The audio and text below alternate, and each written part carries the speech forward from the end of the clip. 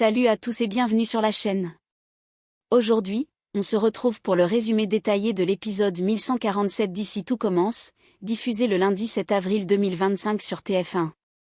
Entre révélations explosives, trahisons amères et décisions irréversibles, cet épisode marque un véritable tournant à l'Institut Auguste Armand. Solal affronte la vérité sur son père et sur Thelma, qui va jusqu'à défier Tessier lui-même. De son côté, Thelma craque enfin sous le poids de ses mensonges. Pendant que l'ambiance explose entre colocataires et qu'un rapprochement inattendu a lieu entre Stanislas et Angèle. Restez bien jusqu'à la fin.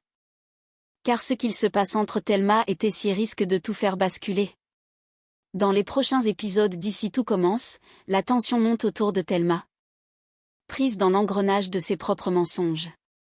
Sabri, déstabilisé et blessé, découvre qu'il a nourri des sentiments sincères pour une personne qui n'existait pas réellement. Il se rend compte avec amertume qu'il a été manipulé, et cette révélation le bouleverse profondément. À ses yeux, Thelma vient une nouvelle fois de se jouer de lui. Comme si elle piétinait délibérément la confiance fragile qu'il avait commencé à lui accorder. De son côté, Thelma tente de faire bonne figure. Elle débarque dans la salle commune avec un grand sourire, des cafés à la main, jouant la carte de la camaraderie bienveillante. Elle espère ainsi désamorcer les tensions et détourner l'attention. Mais derrière ce masque jovial, elle est rongée par la peur que la vérité n'éclate au grand jour. Elle supplie Sabri et Zoé de garder le silence sur ce qu'ils ont appris. Thelma refuse que la promo découvre la supercherie. Pour elle, l'enjeu est trop grand, elle craint d'être rejetée, jugée, peut-être même exclue. Alors elle s'agrippe désespérément à ce secret, espérant qu'il ne glissera pas entre les doigts de ceux qui le détiennent. Mais combien de temps ce fragile équilibre pourra-t-il tenir avant que tout n'explose? Pendant que l'effervescence bat son plein à l'Institut, Stanislas et Alice sont en off, en dehors des cours. Ensemble, ils se sont portés volontaires pour donner un coup de main à Angèle, qui s'attelle à une tâche des plus fastidieuses, la distillation de l'eau-de-vie. Pas moins de 150 kilos de fruits sont à filtrer, une étape laborieuse qui demande patience et endurance. Stanislas, lucide, ne se fait aucune illusion, cela va prendre des heures. Face à l'ampleur du travail, Angèle songe immédiatement à solliciter du renfort. Elle se demande si Gaëtan pourrait leur prêter main forte. Bonne nouvelle, il est disponible. Il ne faut pas longtemps avant que le trio, les manches retroussées, se retrouvent les mains dans la pulpe. L'air exténué. La fatigue se fait sentir, et les corps, comme les esprits, commencent à faiblir. C'est alors qu'Alice, d'un ton à la fois moqueur et provocateur, lâche une remarque qui va semer le trouble. Observatrice, elle n'a pas manqué de remarquer les regards et les sourires complices entre Stanislas et Angèle. Elle lâche donc, sans détour, qu'il plane entre eux une tension sexuelle plus qu'évidente. Et avec un humour piquant. Elle ajoute qu'il serait peut-être plus prudent qu'il s'éclipse rapidement avant qu'un accouplement impudique ne vienne troubler la session de distillation. Piqué au vif ou simplement gêné, Stanislas et Angèle prennent la décision de se retirer, laissant Gaëtan et Alice seuls pour clore la séance. Une manière habile pour Alice de provoquer une réaction, mais aussi de s'échapper en duo avec Gaëtan, dans une ambiance nettement plus détendue. Pendant ce temps, à quelques pas de là, Clotilde reçoit enfin des nouvelles de Cléo.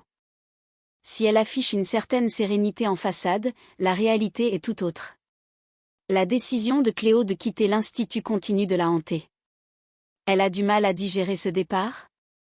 Comme une absence laissée en suspens, une blessure qu'elle ne sait pas encore comment penser. Sous ses dehors contrôlés, Clotilde peine à tourner la page. Solal retrouve enfin son père. Édouard Fayet, dans un face-à-face chargé d'émotions et de rançéures. Dès les premiers instants, Solal ne cherche pas à dissimuler sa douleur. Il lui dit droit dans les yeux qu'il lui fait un mal terrible, un mal profond, presque viscéral. Les mots qu'il prononce sont lourds de sens, comme un cri du cœur longtemps étouffé. Ce n'est pas seulement la trahison d'un père qu'il ressent, mais l'effondrement brutal de toute une relation paternelle qu'il pensait, malgré tout, pouvoir reconstruire. La tension monte encore lorsque Solal révèle que sa mère a récemment parlé à Marcus. Ce détail, en apparence anodin, prend un tout autre sens dans le contexte. Il comprend que les fils de cette histoire douloureuse ont été tirés dans l'ombre, sans qu'il ne s'en rende compte, et qu'on lui a caché des éléments essentiels à sa propre vérité. De son côté, Édouard tente de justifier ses actes. Il avoue qu'il s'est longtemps battu, intérieurement, avec ses sentiments pour Imani, la mère de Thelma. Ce n'était pas une relation légère, dit-il. Mais quelque chose de complexe, de douloureux aussi pour lui. Pourtant, ces explications ne suffisent pas à apaiser Solal. Car ce qui le dévaste encore plus, c'est d'apprendre que Thelma, sa camarade de promo, savait depuis le début qu'Édouard entretenait une relation avec sa mère. Ce secret, gardé volontairement, résonne comme une trahison supplémentaire. Solal se sent humilié, dupé. Avec amertume, il laisse éclater ce qu'il a sur le cœur, il a l'impression d'avoir été pris pour un imbécile, manipulé de tous les côtés. Comme un pion dans un jeu familial dont il ignorait les règles. Ce moment marque un point de rupture profond pour Solal. Entre colère, tristesse et désillusion, il se retrouve face à une vérité qu'il n'avait pas voulu voir, et à un père qu'il ne reconnaît plus. Clotilde traverse manifestement une période de grande instabilité, et cela se fait cruellement ressentir en cuisine. Lors de son dernier cours, elle a littéralement explosé, cris, remarques cinglantes, exigences irréalistes, un vrai coup de sang qui a plongé les élèves dans un malaise palpable. Son comportement, à la limite de l'autoritarisme pur, dépasse cette fois les bornes.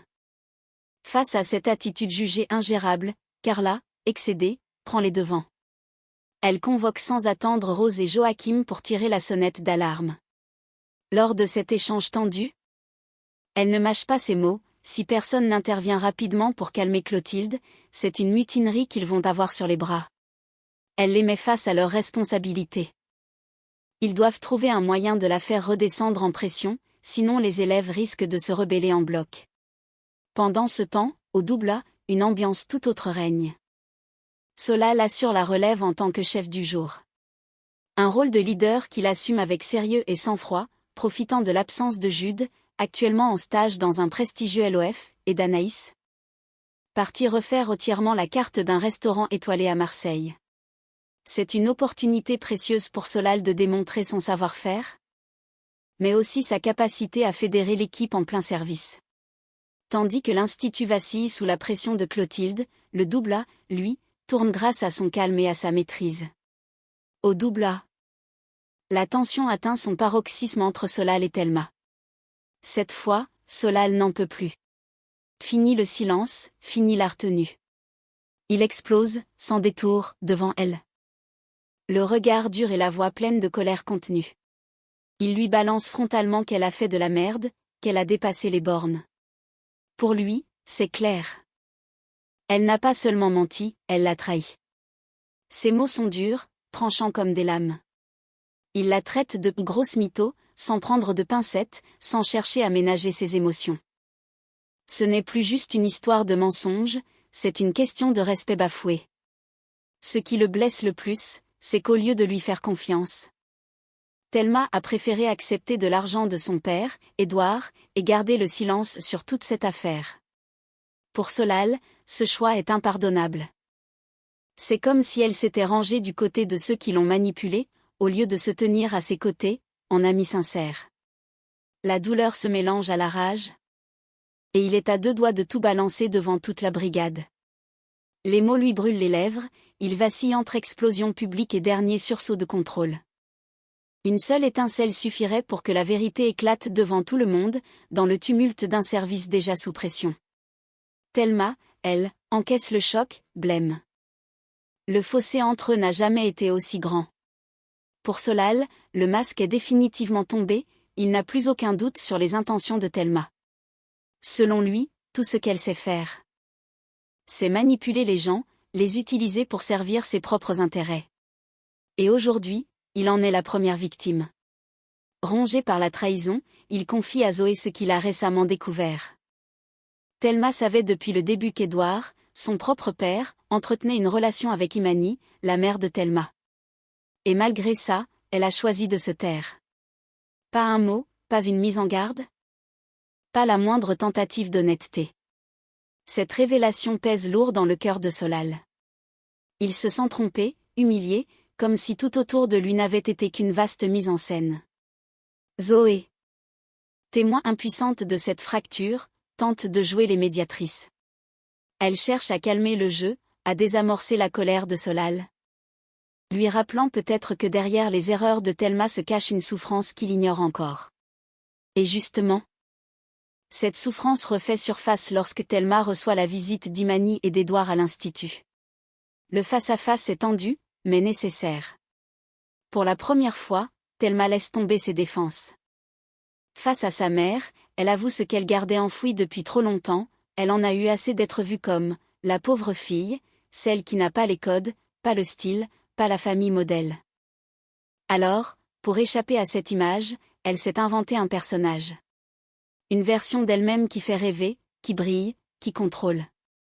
Thelma explique que ce mensonge, aussi bancal soit-il, lui a permis de tenir debout. De se sentir forte, désirée, digne d'intérêt.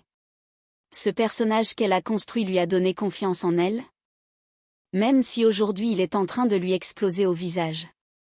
Ce moment d'aveu, sincère et brut, pourrait bien tout changer.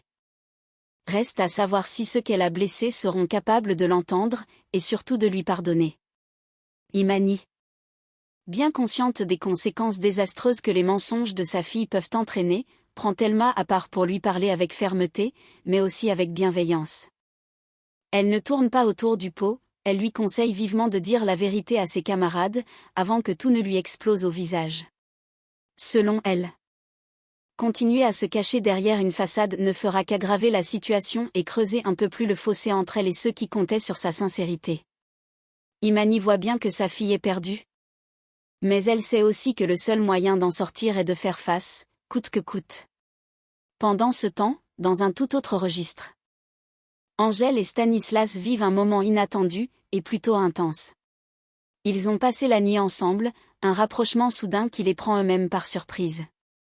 Allongée dans la chambre, encore enveloppée du silence de l'après, Angèle brise la glace avec un léger sourire, c'est la première fois qu'elle couche avec l'un de ses locataires. Elle avoue, avec une pointe d'amusement mêlée de gêne, qu'elle ne s'attendait pas du tout à ce que ça se passe comme ça, de façon aussi spontanée. Elle confie même qu'il y a quelque chose d'agréablement surprenant à ne pas tout contrôler, à laisser les choses arriver sans planification ni anticipation. Stanislas, lui aussi un peu mal à l'aise, garde une certaine pudeur. Au moment de se rhabiller, il demande à Angèle de se retourner, un geste à la fois drôle et touchant, qui reflète bien la légèreté embarrassée du moment. Avant de quitter la chambre, Stanislas lance un petit « à plus », sans trop savoir sur quel pied danser. Entre eux, quelque chose a changé, mais reste encore à définir ce que cela signifie vraiment. Clotilde, dans un moment de calme et de sincérité, confie à Joachim une réflexion qui la travaille depuis quelque temps. Elle lui révèle qu'elle s'est renseignée sur les démarches à suivre pour devenir famille d'accueil, et qu'elle serait vraiment prête à franchir le pas. C'est une idée qu'elle ne prend pas à la légère, elle y voit une manière concrète de se rendre utile, de transmettre des repères, d'apporter de la stabilité à des jeunes qui en manquent cruellement. Clotilde est convaincue que, tous les deux, ils peuvent offrir un cadre solide, sécurisant, presque salvateur à un adolescent ou une adolescente en difficulté. Ce n'est pas une simple envie passagère pour elle, mais un projet profond, presque viscéral, comme une réponse à son propre besoin de donner du sens à ce qu'elle traverse. De leur côté, Olivia et Claire confrontent Sabri avec bienveillance, mais sans complaisance. Elle le pousse à regarder la vérité en face. Selon elle, il fuit la réalité. Tout comme Thelma l'a fait avec sa blessure au bras, en refusant d'affronter ce qui fait mal, en mettant un couvercle sur ses émotions, en faisant semblant que tout va bien. Pour elle, ce mécanisme d'évitement est une impasse. Sabri doit cesser de se réfugier dans le déni s'il veut avancer pour lui-même, mais aussi pour ses relations avec les autres. Ses paroles résonnent en lui comme un électrochoc. Sabri comprend peu à peu que pour sortir de cette impasse, il devra faire face à ses blessures, au lieu de les enfouir. Thelma, déterminée, se rend dans le bureau de Tessier, bien consciente que l'affrontement sera inévitable. Elle entre, la tête haute, prête à défendre son choix, quitte à s'y brûler les ailes. Calmement mais avec une fermeté assumée, elle lui annonce qu'un ami proche de son père lui a offert une opportunité exceptionnelle, un stage en Grèce, au sein d'un établissement de renom. Elle précise qu'elle ne compte pas abandonner ses études et qu'elle sera de retour à temps pour les examens. À ses yeux, c'est une occasion à ne pas laisser passer. Mais face à elle, Tessier reste inflexible. Son regard est dur, tranchant. Il lui oppose un refus catégorique. Pour lui, il est hors de question qu'une élève parte ainsi en pleine période scolaire sous prétexte d'un piston familial, surtout après les récentes tensions. Il y voit une forme d'indiscipline, un caprice qu'il ne compte pas cautionner. Thelma, loin de se laisser impressionner, lui tient tête. Elle lui rétorque qu'elle partira quand même, avec ou sans son accord. Ce stage, elle le veut. Et elle ira. Tessier, glacé, lâche alors sa sentence avec tout le poids de son autorité: si elle désobéit, elle ne remettra plus jamais les pieds à l'institut. Elle sera radiée? Purement et simplement. Mais Thelma n'hésite pas une seconde. Elle soutient son regard et lui assène, avec une détermination froide: dans ce cas, considérez qu'à partir de ce soir, je ne suis plus élève à l'institut. Le silence qui suit est lourd de conséquences. Une page se tourne brutalement, et Thelma vient peut-être de sceller son destin. Voilà.